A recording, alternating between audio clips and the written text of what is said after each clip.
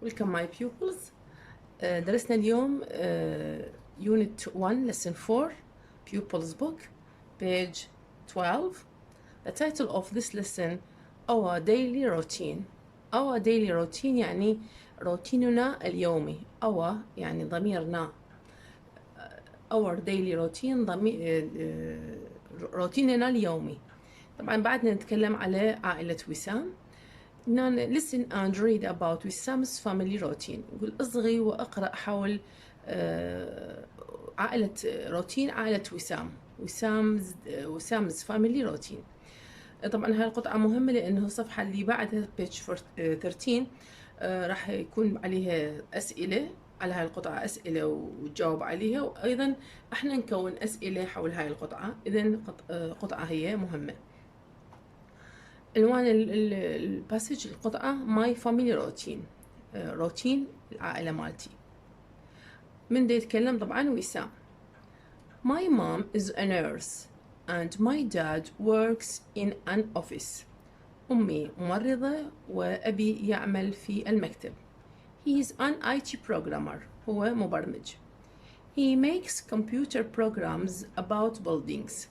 هو يعمل برامج الكمبيوتر حول البنايات buildings. My sister Dania and I go to school by bus. أختي دانيا وأنا نذهب إلى المدرسة بواسطة الباص الحافلة. We leave home at 7:30. نحن نغادر البيت الساعة 7:15. My grandma and grandpa live very near to our house. يعني جدي وجدتي يعيشون جدا قريبين من our house بيتنا. So لذلك my grandma takes our little brother to school. لذلك جدتي تأخذ our little brother أخونا الصغير. قلنا our ضمير تملك يعود ضمير الفاعل وي ومعناتها هنا our little brother يعني ضمير أخونا الصغير ملكنا to school إلى المدرسة. My dad drives to work. أبي يسوق يعني يذهب سياقة إلى العمل. And he takes our mom ويأخذ أمنا to the hospital first. يأخذها المستشفى أولا أولا. They leave home at 6:45. هم يغادرون يغادرون البيت الساعة 6:45. يعني because بسبب it takes more than an hour to get to the hospital and then to the office. ليش؟ لأنه it takes يعني الرحلة مال العمل، الذهاب إلى العمل تأخذ more than an hour أكثر من ساعة to get لأن يصلوا to the hospital إلى المستشفى and then وبعدين يصل to the office إلى المكتب. My dad works 5 days a week. أبي يعمل 5 أيام في الأسبوع. a week أسبوع واحد. But my mom أمي only works 3 days a week. أمي فقط تعمل 3 أيام في الأسبوع. When she is not working in the hospital عندما هي لم تعمل في المستشفى she is a housewife at home. هي تكون كربة بيت في البيت. She has 2 jobs. هي تملك عملين، يعني تعمل في المستشفى nurse وتعمل في البيت housewife. My mom قال is a nurse. by وسام، يعني هذا الإنشاء كتبه وسام حول his family routine روتين عائلته. هسه راح نسمع النص مرة التسجيل. هسه عرفتوا المعنى وشرحت لكم إياه. Track 10. Listen and check your answers. My family routine. My mum is a nurse and my dad works in an office. He's an IT programmer. He makes computer programs about buildings. My sister, Dania, and I go to school by bus. We leave home at 7:30. My grandma and grandpa live very near to our house. So, my grandma takes our little brother to school. My dad drives to work, and he takes our mum to the hospital first. They leave home at 6:45 because it takes more than an hour to get to the hospital and then to the office. My dad works 5 days a week, but my mum only works 3 days a week. When she is not working in the hospital, she is a housewife at home. She has 2 jobs. By Wissam. سمعنا القطعة. هسه يعني مطلوب واحد قراءة وحفظ معاني، حتى الصفحة اللي بعدها عليها أسئلة، عفوا أجوبة، مسوي لنا أسئلة ونجاوب عليها من خلال فهمنا للقطعة، وأيضا نكون أسئلة أخرى احنا حول هاي القطعة بالبيج 13. هسه راح ناخذها. Now page 13 من ال Pupils Book Unit 1 Lesson 4. قرينا القطعة Our Daily Routine about وسام's Family، وسام's Family Routine. وهسه راح نسأل، يوجد أسئلة Answer the questions، نجيب على الأسئلة، وأيضا نعمل أسئلة حول القطعة اللي قريناها قبل شوي. Answer the questions، أجيب على الأسئلة. Number 1. Where does وسام's father work؟ أين أبو وسام يعمل؟ سألنا بعد سأل does، سؤال بزمن ال present simple مضارع بسيط، الفاعل ضميره هي، انتبه من أجاوب لازم أضيف للفعل s. He works in an office، هو يعمل في المكتب، حسب ما عرفنا يعمل في المكتب، ضفنا للفعل بعو s. ليش؟ لأن عندنا does بالسؤال، من عندنا does بالسؤال رأسا نضيف للفعل s. اوكي، لأن does تجي ويا الشخص الثالث، وإذا ويا الشخص الثالث نسأل عليه، فاعتيادي في الجواب راح نضيف للفعل اس، بس بالسؤال ما نضيف للفعل اس. هاي حكيناها. Number 2. Who is a nurse؟ من الممرضة؟ وسام's mother is a nurse، وسام هي الممرضة. من السؤال بهو، هاي شرحتها عندي فيديو، نزلت أدوات الاستفهام كيفية استعمالها. من السؤال عندنا هو يعني من، السؤال عن العاقل، من نريد نجاوب من ندخل بترتيب الجواب، رأسا نشيل الهو، نحذف الهو، نضيف الاسم الشخص العاقل اللي نريد المطلوب يسألنا عليه، وننزل باقي السؤال كما هو، بس نحط ننتبه فول ستوب لأنه جملة. إذا شلنا الهو، ضفنا وسام's mother، ونزلنا is a nurse. Okay. Number 3. What time does دانيا leave home؟ ما الوقت لدانيا تغادر البيت؟ لاحظوا كل الأسئلة بزمن السمبل بريزنت المضارع البسيط. ليش؟ لأن نتكلم على روتين يومي، روتين يومي about وسام's family، حول عائلة وسام. نقول دانيا leaves، ضفنا الفعل اس. إذا سألنا صحيح leave لأنه سؤال، لكن بالجواب نضيف للفعل اس. ليش؟ لأن عندنا does. ليش does؟ لأن عندنا دانيا شي ضميرها وشي شخص ثالث، فنضيف للفعل اس بالجواب، مو بالسؤال، بالجواب. دانيا leaves home at، ومع الوقت قلنا ناخذ حرف الجر at 7:30. دانيا تغادر المنزل الساعة 7:15. Number 4. How many days a week does وسام's mother work؟ كم عدد الأيام بالأسبوع اللي وسام تعمل به؟ حسب ما قرينا بالقطعة نقول وسام's mother، وسام works، ضفنا الفعل s لأن عندنا بالسؤال does، works 3 days a week، تعمل 3 أيام في الأسبوع. حط الفل ستوب. أوكي. Now write 4 questions، يقول لك اكتب 4 أسئلة about وسام's family، بس أسئلة بدون أجوبة. write 4 questions about وسام's family، 4 أسئلة حول وسام's family، غير هاي الأسئلة اللي هو يعني سألنا بهم. مطينا ملاحظة شوية، يقول لك remember to use question marks، تذكر أن تستعمل question mark. هاي question marks علامة السؤال، لأن أنت راح تكون سؤال. احنا متعلمين السؤال هو مكتوب بعد كله question mark، واحنا بالجواب نحط في الستوب نقطة، لكن هسه احنا راح نكون السؤال. لكن السؤال هو مساعدنا شنو؟ مطينا أداة الاستفهام أو السؤال اللي راح نسأل به، واحنا نغير طبعا مو نفس السؤال هذا نغيره. فأنا هسه حليت لكم إياها. إذا عندكم غير سؤال ممكن تكونون عادي، المهم يعني صحيح يكون قواعديا. قايل لي بوير، وير يعني أين، راح أسأل عليه. قلت where does وسام's grandma live؟ أين وسام's grandma، جدة وسام live تعيش.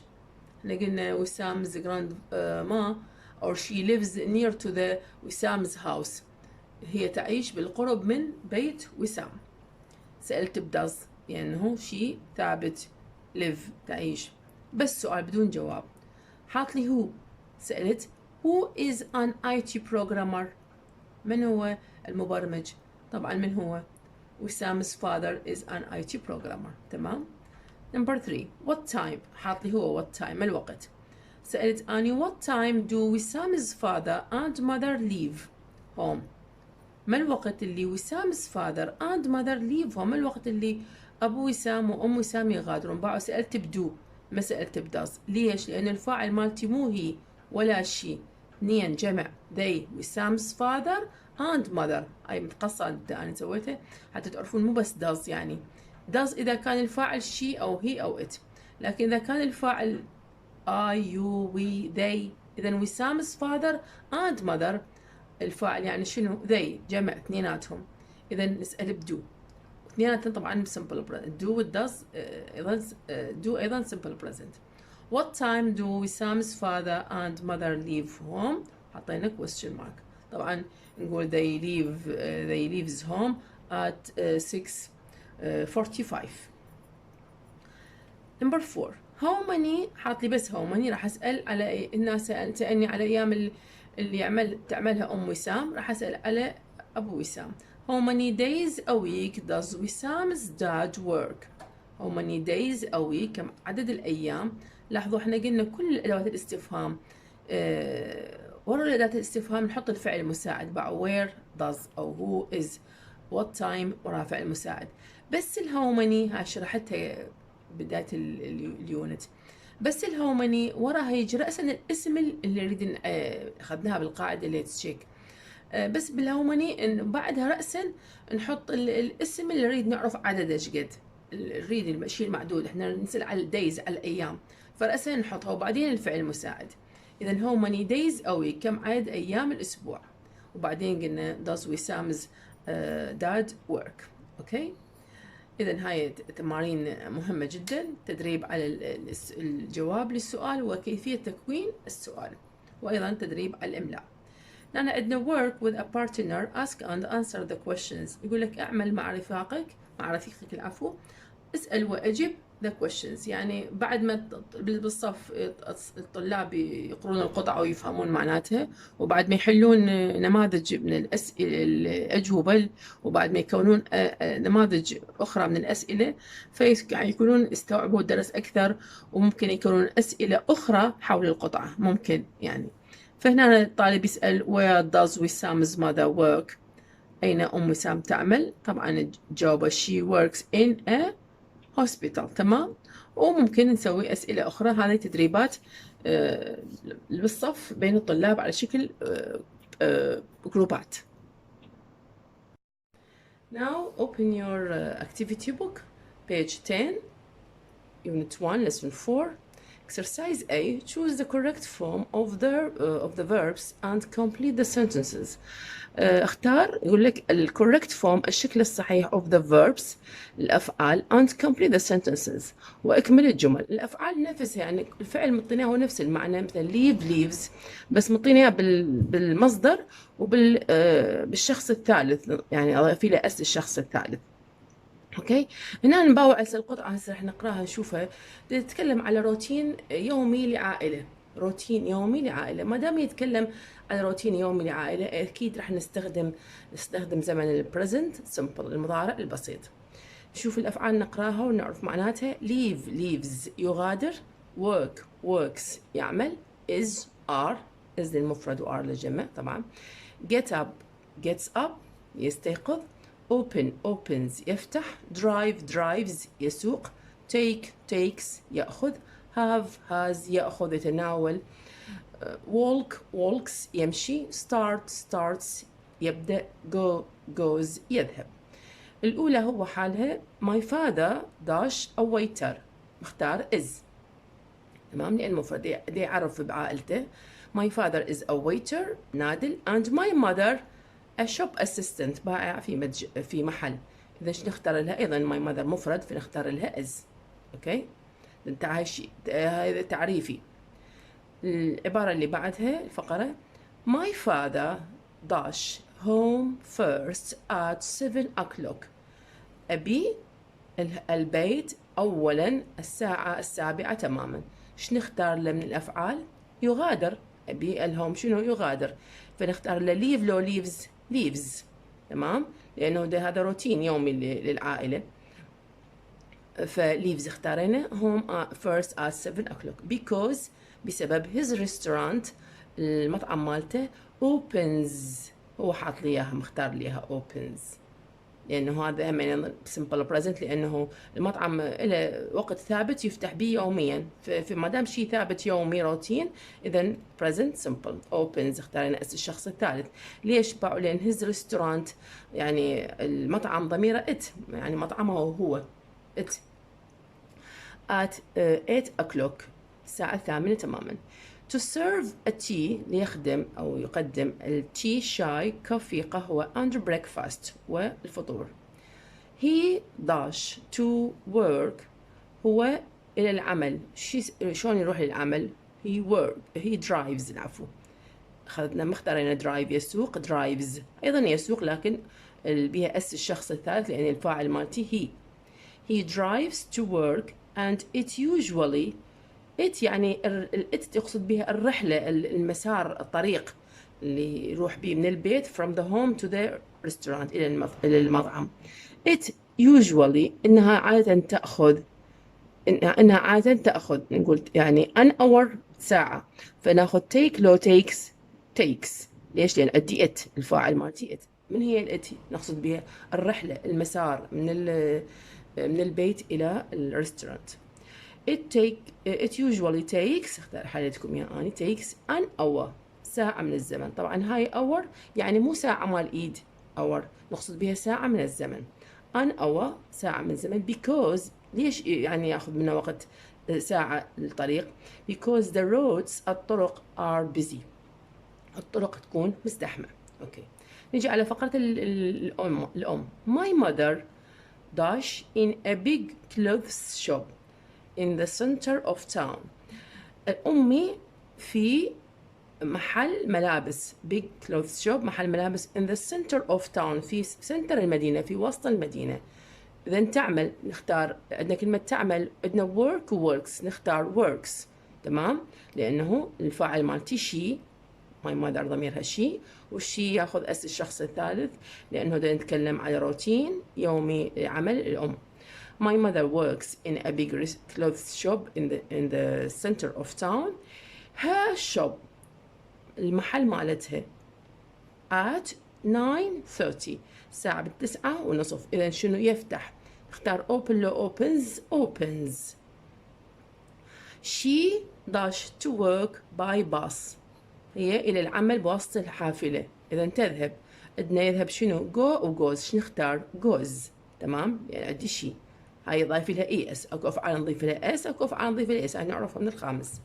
she goes to work by bus هي تذهب إلى العمل بواسطة الحافلة and leaves وتغادر home البيت at 8:30 الساعة 8:30.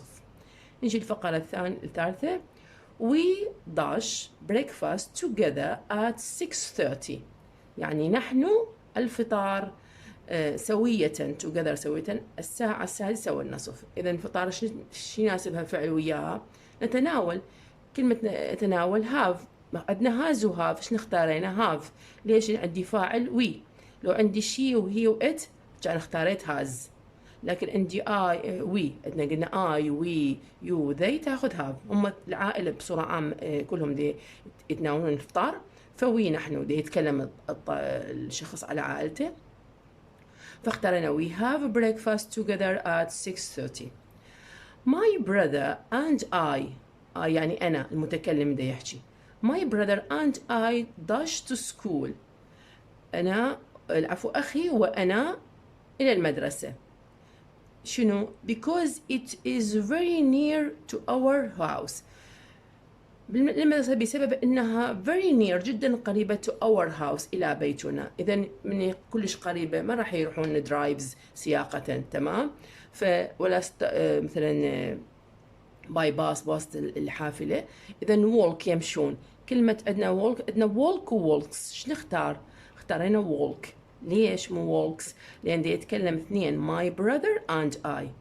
my brother and I أخوه وهو يعني هو وأخوه. نعم. فضميرهم شنو؟ ضميرهم they.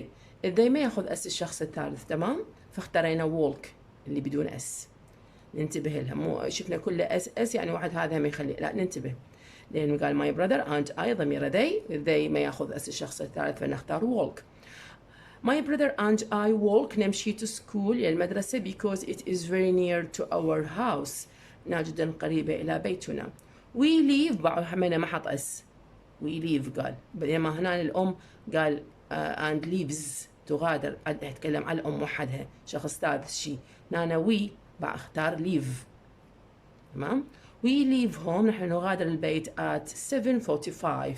School المدرسة dash at 8 o'clock. المدرسة الساعة 8. ايش بيها المدرسة؟ تبدأ الدوام مالتها الساعة 8. عندنا start و starts. شو نختار؟ school مدرسة وحدة ضميرها it والit ياخذ اس الشخص الثالث فنختار starts. school starts at 8 o'clock. آخر عبارة we all نحن كلنا dash early at 6 o'clock مبكرا الساعة السادسة. هم ايش بيهم كلهم مبكرا الساعة؟ أكيد يستيقظون. عندنا يستيقظ get up و get up. ايش نختار؟ get up مو الاس get up.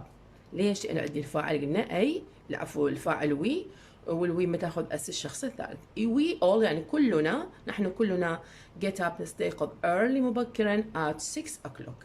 اوكي هسه حليناها. نمبر letter B يقول لك look at the time انظر إلى الوقت. أوقات القطعة هذه الشخص اللي يتكلم مع عائلته. بعدين put the sentence in the correct order. ضع الجمل في الترتيب الصحيح بالنسبة يعني حسب الوقت. شلون واحد يقول أنا ما أعرفني شلون يبدون فهو يقول لك look at the times العفو انظر إلى الأوقات وضع الجمل in the correct order بالترتيب الصحيح. الجملة الأولى هو مرتب لنا إياها my father is a waiter and my mother is a shop assistant. number 1. نيجي على number 2 نشوف أقرب وقت يعني بالبداية حد آخر وقت. يعني أول وقت نستخدمه هو هاي number 2. we all get up early at 6 o'clock. أول وقت راح يكون بالقطعة حسب القطعة هو 6 o'clock الساعة السادسة فسوينا number 2. زين بعدين number 3 الفقرة الثانية هنا راح نختار هذا number 3. we have breakfast together at 6:30. نحن نتناول الإفطار الساعة السادسة والنصف. إذا number 3 تشوفون الأحداث تتسلسل مضبوطة. اوكي number 4 ايش راح تصير؟ هنا الأب لأن يغادر الساعة 7. هنا أول شيء الساعة 6 بعدين 6:30 يناولون الإفطار. الساعة 7 يغادر الأب. هنا my father leaves home first أولا at 7 o'clock because his restaurant opens at 8 o'clock. من باو على 8 لأن هو يغادر هاي الساعة 7 مع هذا 8 اللي يخص المطعم بس بالنسبة للعائلة. إذا number 4. number 5 الفقرة هذه my brother and I walk together to my brother and I walk to school because it is very near to our house. We leave home at 7:45. إذن هاي 5. بعدين 6 نانا my mother works in a big clothes shop in the center of town. Her shop opens at 9:30. She goes to work by bus and leaves home at 8:30. نانا number 7. اوكي فاحنا ما نباوع على يعني ان المطعم المحل مالته يفتح الساعه 9:30. نباوع على هي رتبناها حسب العائله هم نفسهم. اوكي فهاي رتبناها حسب العائله. exercise C يقول match the verbs with words in the circles. Look at activity A to check your answers. يقول لك وصل الأفعال مع الكلمات. هاي عندنا مثل هالتمرين بالخامس، أفعال ويا الكلمات المناسبة إله. بعدين يقول لك look at activity A، نباوع على activity A شو مستخدمين هذا الفعل ويا أي كلمة ونسوي الماتش مالتنا. Number 1 go to work. go to work. هنا مثل نباوع بالقطعة مالتنا نشوف go to work. زين. Number 2 leave. Number 2 leave home. Sorry. leave home. يغادر البيت. leave home. Number 3 take. تأخذ. خلينا number 3. هنا number 3 حليناها an hour. تأخذ ساعة من الزمن. هنا take an hour. Number 4 walk. يمشي. walk to school. نمشي إلى المدرسة. أيضا نلاحظ هنا كاتبين walk to school. walk to school. Number 5 have. نتناول. 5 هنا breakfast. الفطار. تناول الفطار. have breakfast. Number 6 open at. افتح الساعة. نعم مثل هاي open at معنا بالاس، مو مش يعني احنا بدي احكي هاي بصيغة عامة، يعني ممكن opens بس هي اساس الاوبن وياها at. تفتح الساعات في وقت الساعة 8 مثلا، تمام. opens بعد 9:30 فopen at. نمبر 6 العفو، هذه 6 at. start تبدأ. أيضا start المدرسة أيضا بعدها استخدموا يا حرف جر at. إذا start at. number 7 at. start at. number 8 drive يسوق. to work يسوق إلى العمل.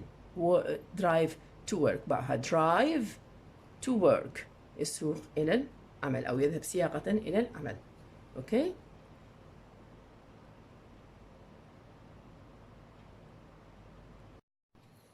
Now open your page 11 activity book unit lesson 4 exercise D. Read about Ahmed's day and circle the correct answer. اقرأ حول يوم أحمد وحوط الإجابة الصحيحة. عندنا هنا بعد تمرين أسئلة ونحوط الإجابة الصحيحة. Ahmed's day يعني يوم أحمد، هاي اس التملك. نيم أحمد اسم ودي أيضا اسم وبيناتهم هاي اس التملك يوم أحمد. أحمد هو a waiter's day يعني يوم النادل. شوف يوم النادل شلون راح يكون، يتكلم على اليوم مالته اللي هو أحمد.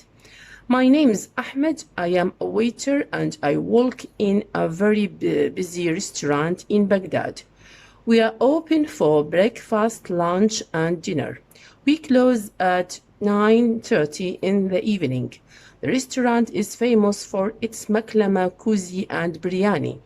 For 1 week, I do the breakfast and lunch service. And the next week, I do the lunch and evening service.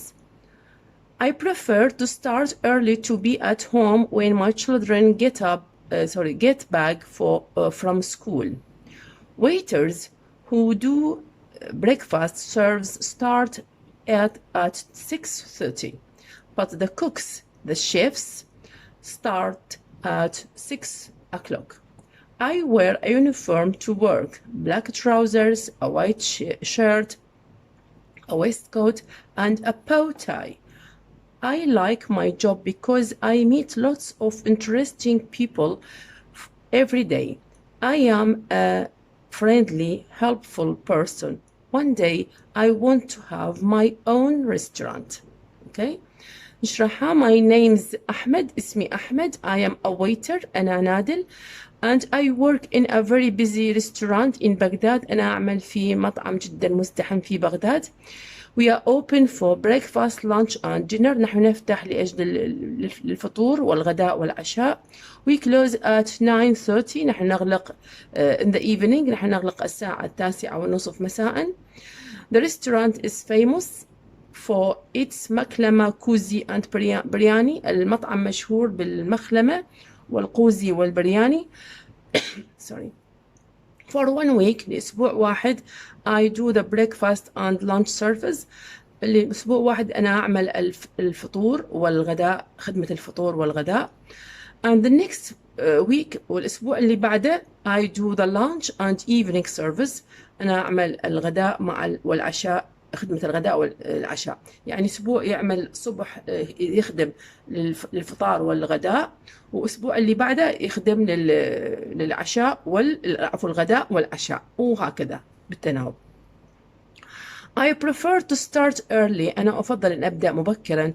To be at home لأكون في البيت، يعني يفضل يعمل الوقت المبكر، يعني الفطور مع الغداء مبكرا. ليش؟ حتى يكون to be at home early، حتى يكون في البيت مبكرا. ليش؟ When my children get back from school، عندما يأتون أطفالي my children أطفالي يرجعون get back يعني يرجعون from school من المدرسة. إذن حتى يوصل الظهر يخلص الخدمة مالته فطور breakfast and lunch ويرجع البيت مبكرا to be at home، يعني يلحق مع ويا أطفاله من يرجعون للمدرسة. waiters النادلون يعني جمع who do breakfast service اللي يقدمون خدمة الإفطار start يبدأون عملهم at 6:30 الساعة 6:30. but لكن the cooks الطباخين اللي هم بين قوسين the chefs يعني نسميهم the chefs start شنو الشيفs الطباخون the cooks جمع the cooks الطباخون the chefs start يبدأون at 6 o'clock الساعة 6 تماما. I wear أنا ألبس wear ألبس I wear a uniform to work زي للعمل. uniform زي ناخذيها يعني uniform school يعني زي المدرسي، نقول uniform to school زي uniform school عفوا زي المدرسي. هنا uniform to work الزي للعمل. black trousers بلوز العفو بنطلون أسود. a white shirt قميص أبيض.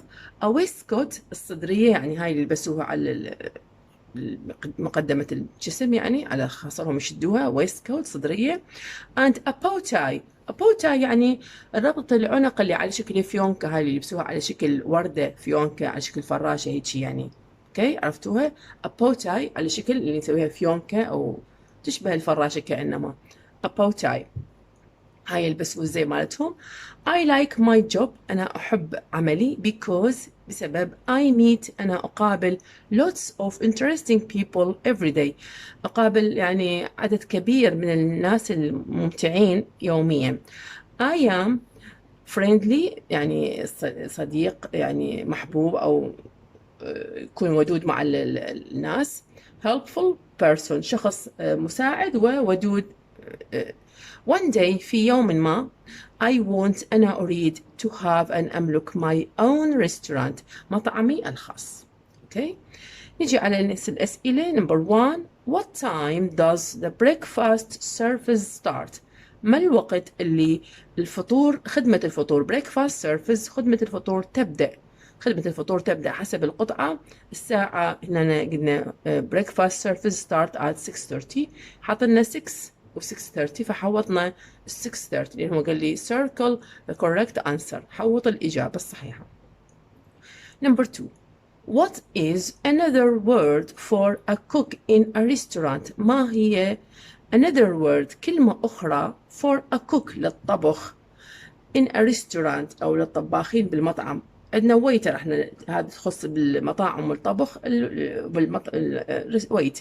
الكلمة الويتر العفو. الكلمة الأخرى اللي ممكن أخذناها بالقطعة هي الشيف الطباخ. okay. number 3 which service does أحمد prefer؟ أي خدمة أحمد يفضلها prefer؟ طبعا بدنا breakfast to lunch فهو يفضل breakfast and يعني الفطور مع الغداء وبعدين هي تبدي فطور وغداء وحتى يرجع للبيت. والخدمة الثانية تبدي من اللانش لانش اند دينر العشاء عفوا الغداء والعشاء. تمام. فهو يفضل الوقت الأول هنا باعوا breakfast and lunch service أسبوع واحد يسوي breakfast and lunch. الأسبوع الثاني lunch and evening العفو lunch and evening service، يعني خدمة الغداء والخدمة والمساء مال العشاء، فهو يفضل البريكفاست البداية. Number 4 what is his uniform؟ ما هو الزي مالته؟ عندنا حاطينا black trousers and white shirt، لو white trousers and black shirt، طبعا هو black trousers البنطلون الأسود and white shirt والقميص الأبيض. هنا exercise E يقول لك listen and check your answers، راح تصغي وتسمع وتشيك الإجابة، راح نسمع ونشيك إجابتنا صحيحة أم خطأ. طبعا أكيد صحيحة. Track 11. Listen and check your answers. 1. What time does the breakfast service start? It starts at 6:30. 2. What is another word for a cook in a restaurant? It's a chef. 3. Which service does Ahmed prefer? He prefers to start early with the breakfast service. 4. What is his uniform? He wears black trousers and a white shirt. Okay, that's the end of today's lesson. Thank you very much and good luck.